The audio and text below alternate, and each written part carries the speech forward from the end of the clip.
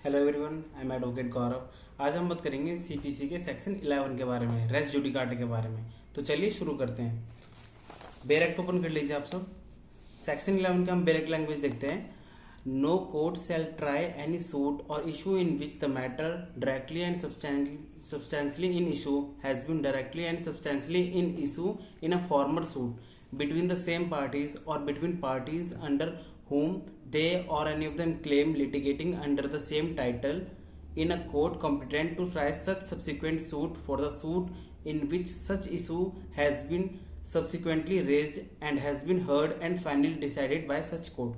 देखो, race judicata का means क्या है। रेस जुडिकाटा का मतलब होता है कि जो मैटर प्रीवियस जो कोर्ट है वो हर्ड सुन लेती है और पूरा डिसाइड कर लेती है, मतलब कंप्लीट डिस्पोज ऑफ कर देती है सूट को, उसको बोलते हैं रेस जुडिकाटा। ये रेस जुडिकाटा एक बार होता है। जैसे सीपीसी में काफी बार है, जैसे 9 हो गया, मतलब कहीं एक्सप्रेसली और इम्प्लाइडली अगर बार कर रखा है किसी सूट को तो वो बार लग जाएगा। 10 में लिख रखा है स्टे ऑफ सूट की ट्रायल नहीं हो सकता, रेस सब जुडिस जिसे कहते हैं। 11 में हो गया रेस जुडिकाटा का बार लग जाता है। तो ये बार है, मतलब कि जो मैटर डिसाइड हो चुका है तो वो दोबारा कोर्ट में ना आए। ठीक है।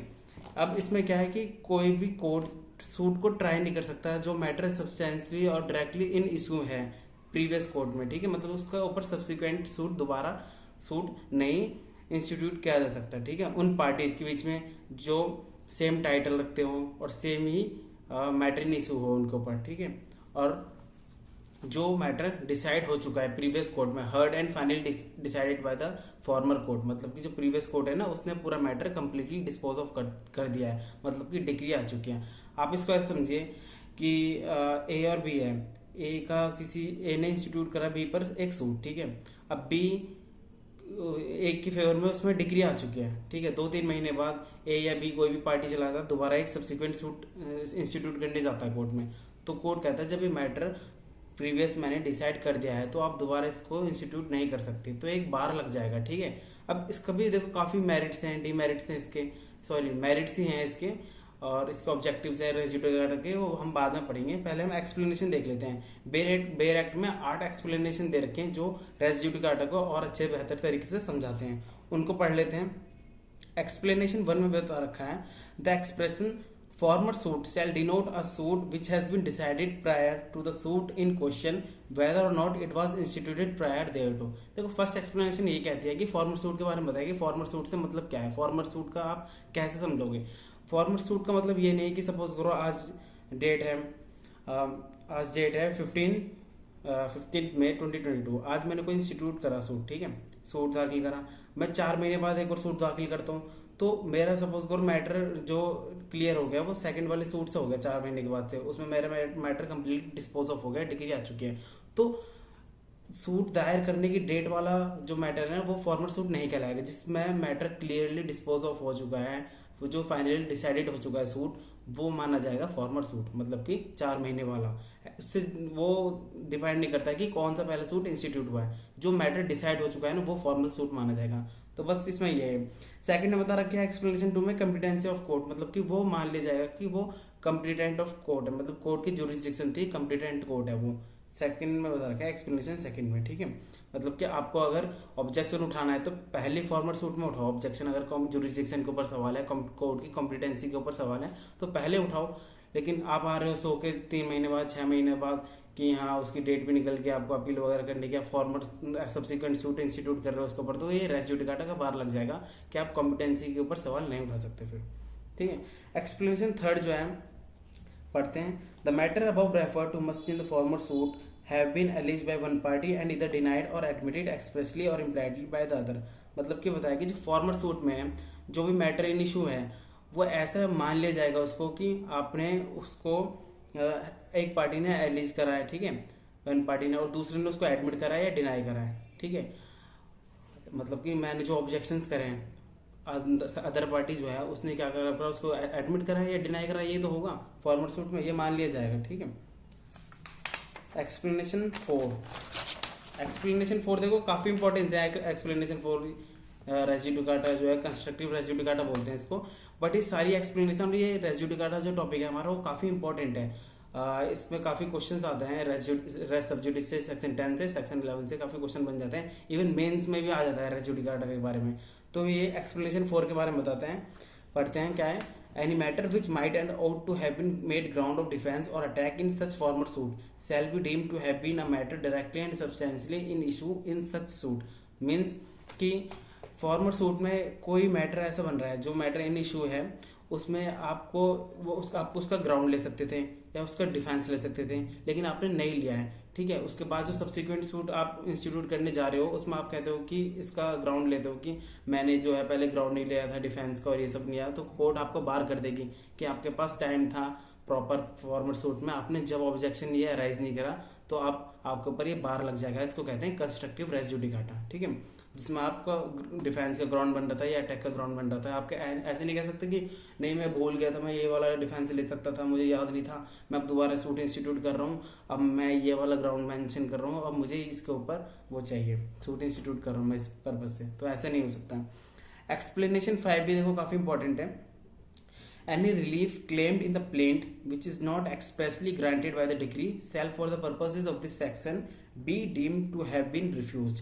मीन्स आप देखो प्लेंट होता है, प्लेंट में आप रिलीफ भी क्लेम करते हो ना कि क्या क्या रिलीफ चाहिए, रेमेडी चाहिए, तो आपने रिलीफ लिख दी। सपोज करो उसमें 6, मैंने आप कोई प्लेंट में अपने 6 रिलीफ लिख दी।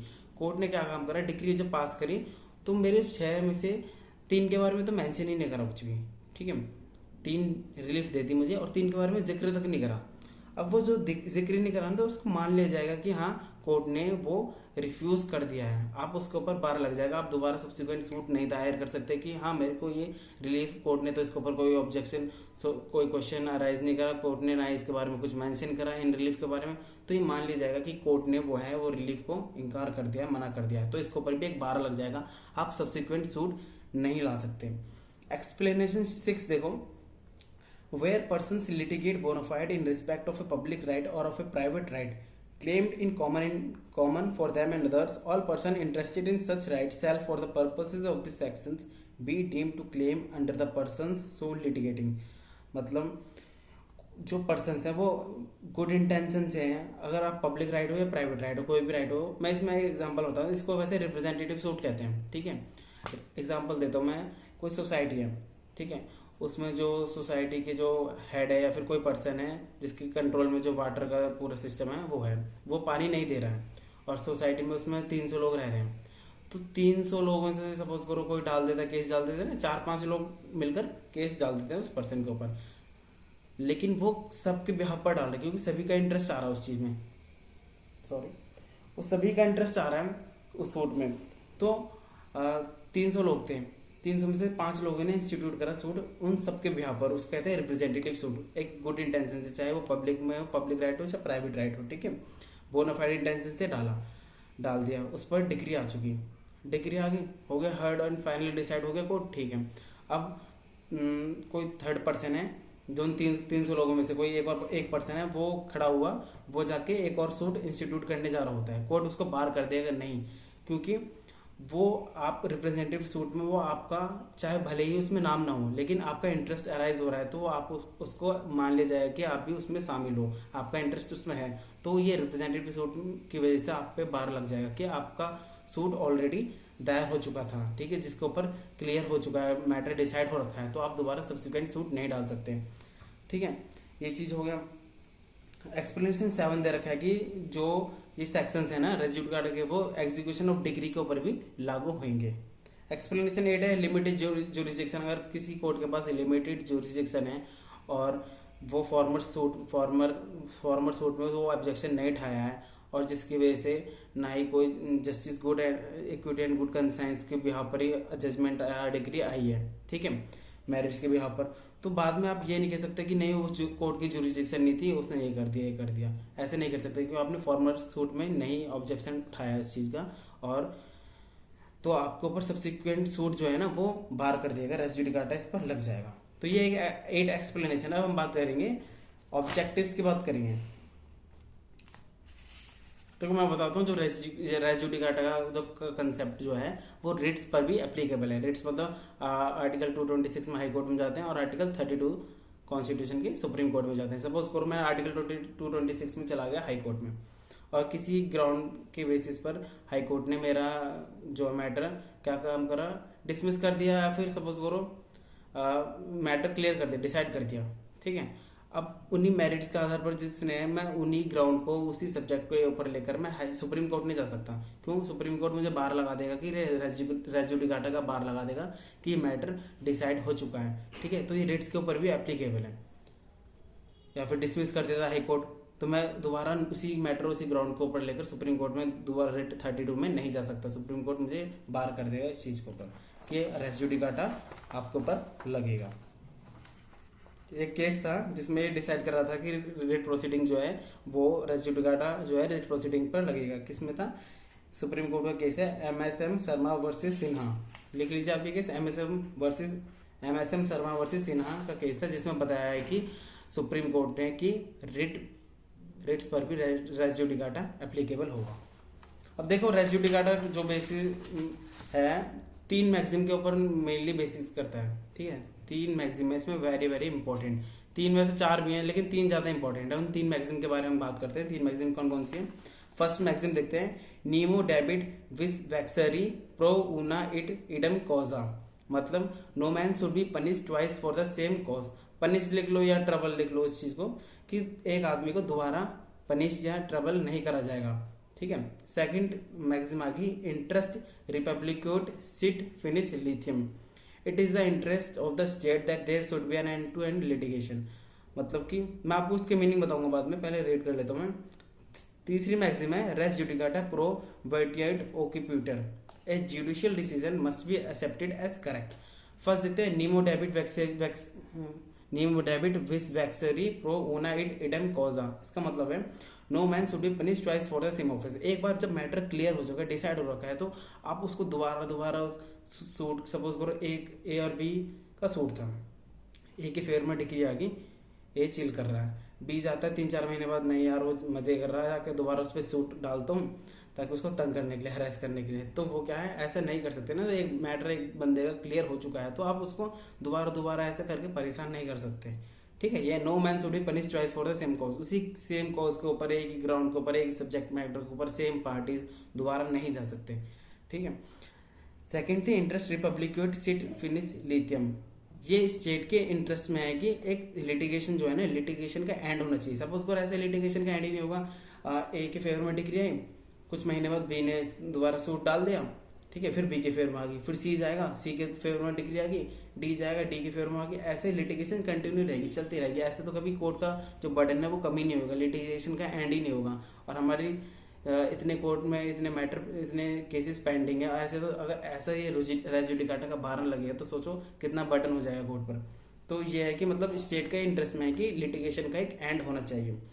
तीसरा दे रखा है रेस जुडिकाटा प्रो वर्टिएट ऑक्यूपेटर, मतलब a judicial decision must be accepted as correct. ये आप मान के चलिए कि जो जज ने डिसीजन जो दिया है ना वो करेक्ट ही है। अगर आप पहले से ही कहोगे नहीं बायस है, जज दे ही नहीं सकता डिसीजन, तो ऐसा तो फिर जस्टिस मिलने से रहा किसी को। तो हम खुद से भी मानते हैं कि हाँ जो जज डिसीजन दे रहा है वो एकदम करेक्ट है। हाँ, हालांकि हमें डाउट लगता है किसी चीज़ के मेरिट्स के बेसिस पर, तो हम अपील वगैरह में जाते हैं, ठीक है। मैं ये नहीं कह रहा कि नहीं जा सकते हैं। उससे हमारा काफ़ी बार क्या होता है कि जजमेंट पूरा चेंज होता है, ये सब होता है। लेकिन हम खुद से भी ये चीज़ मान के चलेंगे कि हाँ जो जज दे रहा है वो फाइनल होगा और उसको हमें एज एक्सेप्टेड करना ही पड़ेगा, ठीक है। अब बात करते हैं हम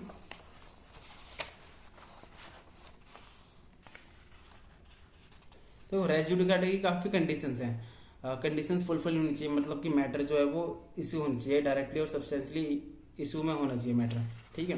दूसरा हो जाएगा आपका कि क्या बोल रहा था मैं, हाँ directly and substantially in issue में होना चाहिए मैटर। पार्टीज जो होनी चाहिए वो सेम पार्टीज होनी चाहिए। ये तो कंडीशन है कि सेम सब्जेक्ट पर है, सेम पार्टीज हो, सेम कंडीशंस हो, ये सब चीज़ें देखी जाती हैं, ठीक है। तो ये सारी चीज़ें हैं, सेम पार्टीज के विचार होना चाहिए जो करना चाहे। हाँ ऐसे भी है जैसे ए और बी का केस था, ए एक्सपायर हो गया, ठीक है, उसके फेवर में डिग्री आ चुकी थी। ए के ब्याह पर जो या फिर जिससे इंटरेस्ट उसका राइज होता है किसी और पर्सन का, वो भी केस नहीं कर सकता, सब्सिक्वेंट सूट वो भी दायर नहीं कर सकता। मतलब ए और बी पर्सन है, ठीक है। इनके मैटर दोनों के बीच में डिसाइड हो चुका है, रेस जुडिकाटा का बार लग जाएगा, अब सब्सिक्वेंट सूट पे कोई और पर्सन लाएगा, चाहे ए के हो चाहे बी के हो, मतलब कि ए एक्सपायर हो जाता है, बी एक्सपायर हो जाता है, उनके बिहाफ पर कोई और भी केस नहीं ला सकता उसी सब्जेक्ट मैटर पे, सेम मैटर पे, कि कोर्ट कहेगा ये तो मैटर डिसाइड हो रखा है तो आप नहीं ला सकते, रेस जुडिकाटा का यहाँ बार लग जाएगा। जो मैंने बताई थी एक्सप्लेनेशन नंबर 4 रेस जुडिकाटा, कंस्ट्रक्टिव रेस जुडिकाटा, वो बहुत इंपॉर्टेंट है, काफी बार पूछा गया है उससे क्वेश्चन, प्री में भी काफी पूछा गया है और अलग से क्वेश्चन भी आया था मेंस में, कंस्ट्रक्टिव रेस जुडिकाटा बताइए, और प्री में तो काफी बार आ जाता है उसके ऊपर।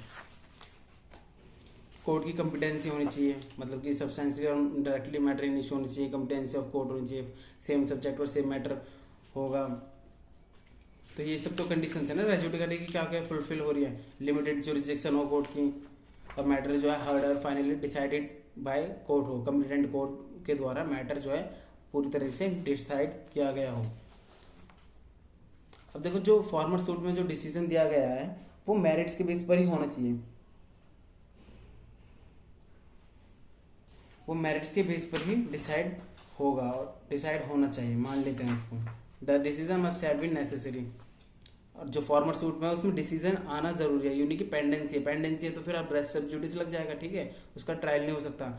और सेक्शन 10 जो बताया था रेस सब जुडिस, उसमें ये तो था कि पेंडेंसी, अगर सूट पेंडेंसी तो आप दूसरा सूट इंस्टीट्यूट कर सकते हो लेकिन ट्रायल नहीं होगा, तो ये पेंडेंसी होगा। लेकिन रेस जुडिकाटा में यह है कि मैटर डिसाइड होना चाहिए, matter completely heard and finally dispose होना चाहिए, decided by the competent court होना चाहिए, तभी तो रेस जुडिकाटा लगे, जब पूरा मतलब उस पर प्रॉपर डिग्री आ जाएगी, जब पूरा कंप्लीटली डिसाइड हो जाएगा मैटर, तभी तो उसके ऊपर दोबारा सब्सिक्वेंट कोई सूट नहीं दाखिल कर सकता क्योंकि वो मैटर डिसाइड हो चुका है।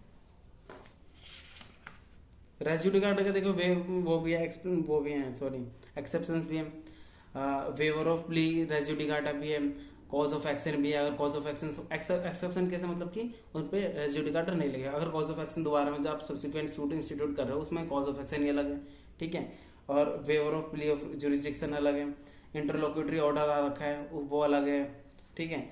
आपकी स्पेशल पिटीशन जो है आई थिंक आर्टिकल 136 कॉन्स्टिट्यूशन में, उसमें वो अगर स्पेशल पिटीशन डिसमिस हो जाती है तो ये नहीं कि आपके ऊपर रेस जुडिकाटा लग जाएगा, ठीक है। और अगर फ्रॉड से कोई जजमेंट मिला है, फ्रॉड और कॉल्यूजन से कोई जजमेंट मिला है तो वो भी एक्सेप्शन है। और जुरिसडिक्शन जो है वो इनकम्पिटेंट कोर्ट के द्वारा है, चेंज ऑफ लॉ, लॉ कोई था पहले क्या था और दूसरा दोबारा बाद में क्या था, चेंज हो गया, उसकी वजह से तो कॉन्फ्लिक्ट अराइज हो गए हैं, ठीक है। और मैं एक चीज़ बताता हूँ आपको, रेस जुडिकाटा और रेस सब जुडिस जो है वो मैंडेटरी प्रोविजन है, बट इसमें ना क्या होता है कई बार रेस जुडिकाटा और रेस सब जुडिस 10 और 11 सेक्शन में कि मैंडेटरी प्रोविजन होने के बावजूद अगर जो इसमें ग्राउंड्स और वो सब दे रखे हैं उनके अलग भी कोई होता है ना, कोर्ट अपने इसमें 151 जो सीपीसी का इनहेरेंट पावर है कोर्ट का, सिविल कोर्ट का, वो यूज़ कर सकती है, ठीक है, वो यूज़ करते हुए वो रेस जुडिकाटा लगा सकते हैं। अगर कोर्ट को दिख रहा है कि नहीं ये तो टाइम वेस्ट कर रहे हैं, तो मल्टीप्लिसिटी ऑफ प्रोसीडिंग हो जाएंगी, इससे कोई फर्क नहीं पड़ेगा और ये कोर्ट का टाइम वेस्ट करना ही है, तो ये उस पर एप्लीकेबल होगा। अब मैं ऑब्जेक्टिव्स बता दूं आपको, ऑब्जेक्टिव्स देखो आप, रेस जुडिकाटा का कंसेप्ट हमें क्यों लाना पड़ा इसमें, रेस जुडिकाटा का कंसेप्ट इसलिए लाना पड़ा, मैं पर्सन, मेरा कोई मैटर चल रहा है, ठीक है, उसके ऊपर मेरे ऊपर डिग्री आ गई, मेरे फेवर में आ गई, तो मैं अपनी एक स्टेबल लाइफ जी सकता हूँ ना, कि मेरा एक टेंशन है, एक रिलीफ जो एक बर्डन है उस केस से खत्म हो जाएगा। अगर सपोज को रेस जुडिकाटा का कंसेप्ट ना हो तो मेरे ऊपर एक sword hanging on the neck, हर वक्त गले में तलवार लटकी रहेगी कि नहीं दूसरा कोई केस डाल देगा, फिर मुझे केस लड़ना पड़ेगा, फिर मुझे अपना पैसा इकट्ठा करना पड़ेगा, फिर मुझे अपना टाइम वेस्ट करना पड़ेगा, तो ये चलता रहेगा। और कोर्ट के ऊपर क्या है, अगर ऐसे ही चलता रहा तो बहुत सारे कोर्ट के ऊपर बर्डन हो जाएगा, कोर्ट तो परेशान हो जाएगी कि हाँ ये मैटर मैं डिसाइड कर चुका हूँ, बार बार आ रहा है, ठीक है। एक कोर्ट इसने डिग्री दे दी, दूसरे हमने दूसरा सब्सिक्वेंट इंस्टीट्यूट कर दिया, रेस जुडिकाटा बार नहीं लगा, अगर नहीं होता तो फिर क्या होता है दोनों में कॉन्फ्लिक्ट हो जाते हैं, इसने डिग्री इसके फेवर में दे दी एक के, इसने इसके बी के फेवर में दे दी, तो ऐसे इनके बीच में कोर्ट के जजमेंट में कॉन्फ्लिक्ट हो जाता है। इन सब चीज़ को भी बर्डन कम हो जाए कोर्ट के ऊपर, और ये एक स्टेट की भी रिस्पॉन्सिबिलिटी होती है ना कि हाँ एक लिटिगेशन जो है, एक कोर्ट की प्रोसीडिंग जो है वो कम्प्लीटली डिस्पोज होनी चाहिए, मतलब एक टाइम होनी चाहिए कि लिटिगेशन का एंड होना चाहिए, एंड नहीं होगा तो फिर जस्टिस क्या मिलना, कि मतलब कोई भी कभी भी केस डाल सकता है, किसी का भी सब्सिक्वेंट सूट ला सकता है, तो उससे क्या होता है सोसाइटी में बहुत असर पड़ता है इस चीज़ का। अगर आप देखते हो कि मतलब कि कोई स्टेबल रहेगा नहीं, फिर तो जब जिसका मन करेगा वो केस डाल देगा, ठीक है, अच्छा इसको परेशान करना है कर देगा, सामने वालों को तो हैरेसमेंट फील होगी। सपोज करो मेरा मैटर जो क्लियर हो चुका है, मैं उसके ऊपर मेरे ऊपर डिग्री आ चुकी है मेरे फेवर में। दूसरा पार्टी जो है वो 6 महीने बाद दोबारा जाएगा, मुझे दूसरा एक जगह दूसरा केस करेगा, फिर एक डालेगा मेरठ में, एक डालेगा गाजियाबाद में, एक नोएडा में। ऐसे कर करके मेरे को तो हरेसमेंट फील हो रही है ना, मुझे तो हरेस करा जा रहा है एक तरीके से कि मैं जब निर्दोष हूँ, कोर्ट ने मुझे मेरे फेवर में दे दिया है सब कुछ, ठीक है, मुझे इंसाफ मिल चुका है बार बार, लेकिन ये तंग करे जा रहे हैं मुझे। तो ये मेरे हैरेसमेंट के भी तो ऊपर सवाल आता है, मेरा फंडामेंटल राइट का भी वॉल्यूशन होता है। तो ये सारी चीज़ आती है रेस जुडिकाटा में। इजी वे में रेस जुडिकाटा सिंपली ये है कि जो matter finally heard by competent court अगर डिसाइड कर देता है मैटर को, decided by the court. Judicata means judicially decided by the court. वो मैटर वो जो फॉर्मर सूट में डिसाइड हो रखा है, आप उसके ऊपर सब्सिक्वेंट सूट नहीं ला सकते, ये आपके ऊपर बार लग जाएगा, जिसको कहते हैं रेस जुडिकाटा। सिंपल। इसके 8 एक्सप्लेनेशन देखिए, वेरी वेरी इंपॉर्टेंट 8 एक्सप्लेनेशन। मैं एक बार और बता दूंगा आपको। फॉर्मर सूट बता रखा है एक्सप्लेनेशन 1 में, सेकंड में दे रखा है कंप्यूटेंट कोड के बारे में बता रखा है, थर्ड में बता रखा है कि मैटर एलिज बाय वन पार्टी और डिनाइड बाय अनदर पार्टी होना चाहिए, फोर्थ में कंस्ट्रक्टिव रेस जुडिकाटा मतलब ground of defence or attack का होना चाहिए, आप फॉर्मर सूट में कर सकते हो। फिफ्थ में बता दिया कि रिलीफ जो आप क्लेम कर रहे हो। सिक्स्थ में आपको बता दिया रिप्रेजेंटेटिव सूट। रिप्रेजेंटेटिव सूट का जो मैंने एग्जाम्पल बताया ना, बहुत अच्छा एग्जाम्पल है समझने के लिए, ठीक है। सेवंथ में बता दिया एग्जीक्यूशन ऑफ डिग्री, और 8 में बता दिया आपका सेवंथ में एग्जीक्यूशन डिग्री, और 8 में बता दें लिमिटेड जुरिस्डिक्शन।